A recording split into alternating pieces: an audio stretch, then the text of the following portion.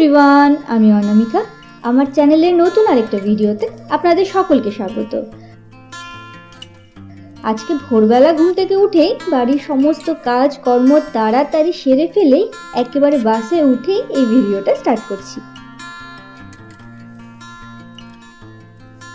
আর যারা আমার পুরনো ভিডিও দেখেছেন তারা তো এই রাস্তাটা দেখেই হয়তো বুঝতে পারছেন যে আমি আমার বাবার বাড়িতে যাচ্ছি।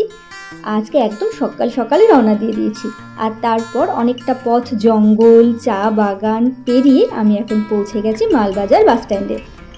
আর আমার মুখ দেখে হয়তো আপনারা বুঝতে পারছেন যে আমার কতটা ক্লান্ত লাগছিল। আসলে আজকে খুব একটা রোদ ছিল না, কিন্তু এত গুমোট গরম লাগছিল, সেজন্য জার্নির পর না শরীরটা বেশ খারাপই লাগছিল। তো যাই হোক, স্ট্যান্ডে এসে অটো পেয়ে গেছি, আর তারপর আরও খানিকক্ষণ অটোতে করে আমাকে যেতে হবে।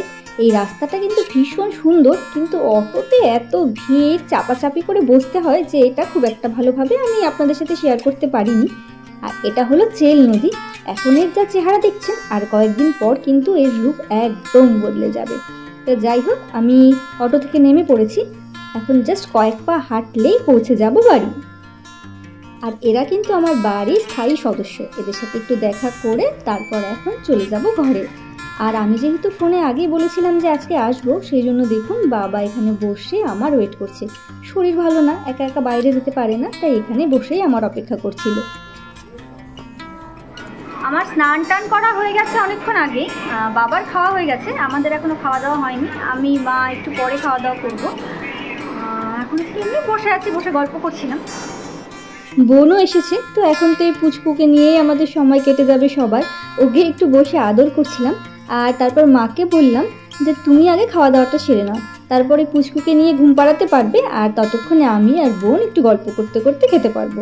আর মা আজকে অনেক আইটেম রান্না করেছিল, কিন্তু আমার সব কিছু খেতে ইচ্ছে করছিল না। তার মধ্যে আমি আমার পছন্দের রান্নাটাই নিয়েছিলাম, কচু শাক আর ডাঁটা দিয়ে চিংড়ি মাছের তরকারি।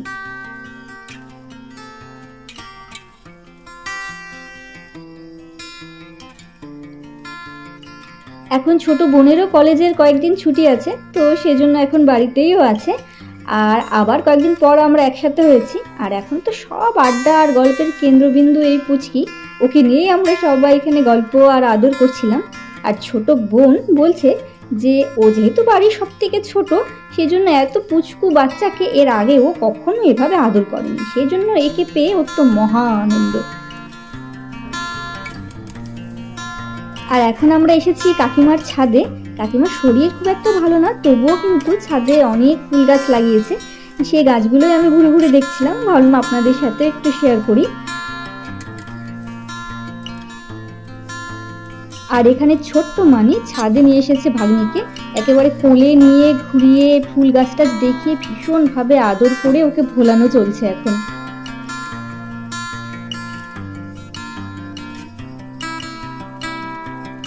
আরও খানিকক্ষণ গল্প টল্প সেরে তারপর এখন যাচ্ছি ঘরে।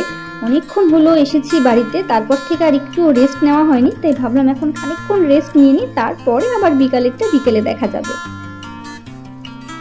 খানিকক্ষণ রেস্ট নেওয়ার পর বিকেলে একটু বেরিয়েছি, কয়েকটা কাজ ছিল সেগুলো সারতে হবে, তাই ভাবলাম যে অনেকদিন এদিকটাতে আসা হয় না, কাজটা সেরে একটু ঘুরেও আসবো। তো সেই মতো আমি আর বোন বেরিয়েছি। কিছুক্ষণের জন্যই বেরিয়েছি, কেননা পুচকুকে রেখে আসা হয়েছে। আর একেই বলে ডুয়ার্সের ওয়েদার। দেখুন কিছুক্ষণ আগেও কিন্তু আকাশ একদম পরিষ্কার ছিল, রোদই ছিল মোটামুটি, আর তারপর দেখুন কিছুক্ষণের মধ্যেই বৃষ্টি নেমে গেছে। আমাদের কাজ সেরে এখানে একটু দাঁড়িয়েছি, এই জায়গাটা এত ভালো লাগছে, বৃষ্টির জল পেয়ে কিন্তু আরো চারিদিকটা মনে হচ্ছে সবুজ সতেজ হয়ে গেছে। তো ভীষণ ভালো লাগছিল জায়গাটা, ভাবলাম আপনাদের সাথে খানিকটা শেয়ার করি।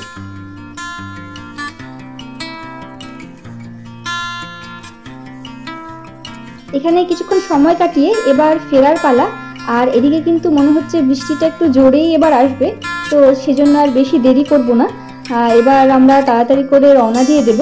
বাড়িতে বাচ্চাটাও রয়েছে। এখান থেকে বাড়ি যদিও খুব একটা বেশি দূরে নয়, ঝমঝমিয়ে বৃষ্টি নামার আগেই পৌঁছে যেতে পারবে। আর তারপর বাড়ির সামনে এসে দোকান থেকে টুকিটাকি দু একটা জিনিস কেনাকাটা করছিলাম। ভাবলাম যে বাড়িতে একবার ঢুকে গেলে আর বেরোতে ইচ্ছে করবে না, সেই জন্য আগেই জিনিসপত্র যা লাগবে কিনে তারপর বাড়িতে ঢুকবো। আমরা বাড়ি ফিরে এসেছি, যে টুকটাক দু একটা কাজ নিয়ে বেরিয়েছিলাম সেটা হয়ে গেছে। আর আমরা যখন বেরোচ্ছিলাম ঠিক তখনই বৃষ্টি নামে। আর ওই যে ছুটকুকে রেখে গিয়েছিলাম, আসার পর ওকে এখনো কোলে নিইনি, তাই বসে বসে চিৎকার করে আমাকে ডাকছে। আমি এখন একে ফ্রেশ হই, তারপর আগে ওকে কোলে নিতে হবে, তারপর অন্য কথা।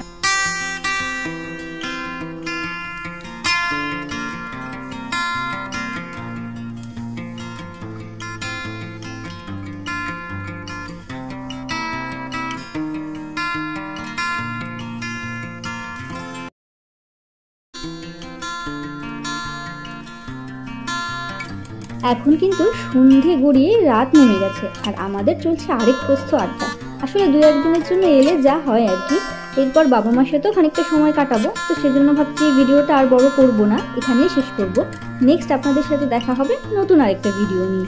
ততক্ষণ পর্যন্ত সুস্থ থাকবেন, ভালো থাকবেন।